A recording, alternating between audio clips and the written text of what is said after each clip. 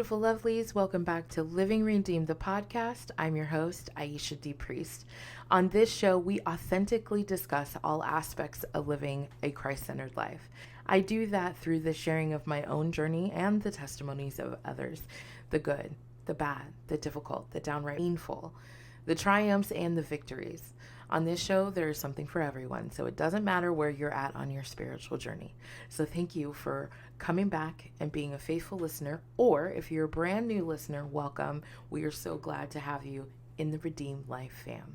So this week, we are here for episode 20, and I've titled it Freedom. I've done that because I've really been reflecting on this idea of freedom. Of course, because of the holiday that we just celebrated, 4th of July, Let Freedom Ring. Right? I also was thinking about just the freedom that we have, or that is available to any of us as we begin to live in relationship with Christ. And it reminded me of a poem that I wrote many, many years ago. It's titled Freedom.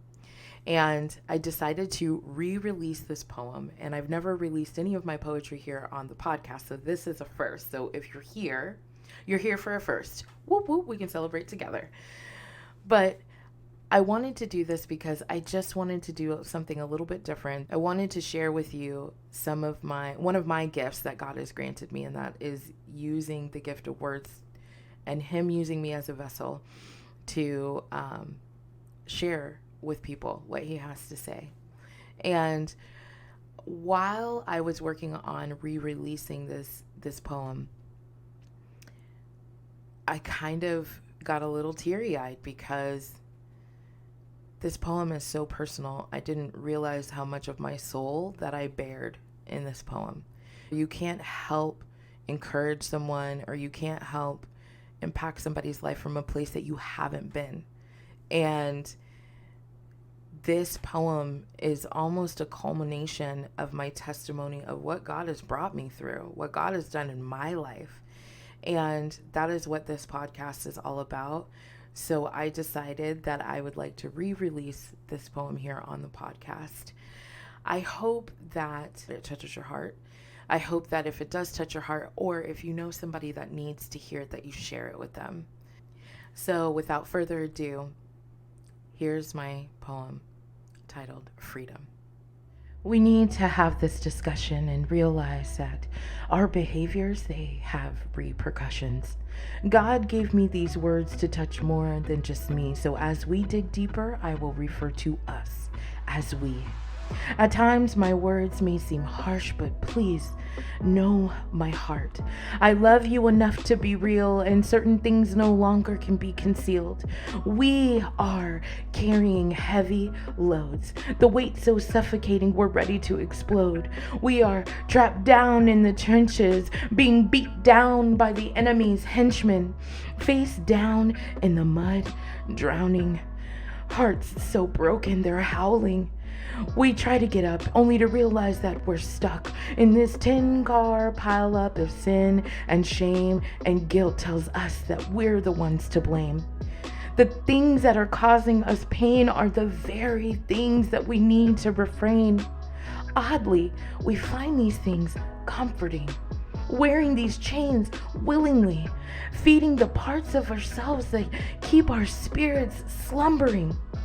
These chains, well, they can look like separation and divorce, lies and secrets, abuse and gossip, adultery and debauchery, feelings of worthlessness, hurt, pain, guilt, fear, anger, and shame, pride and judgment, glutton and abundance, the ideals of religion, addiction, anxiety, depression.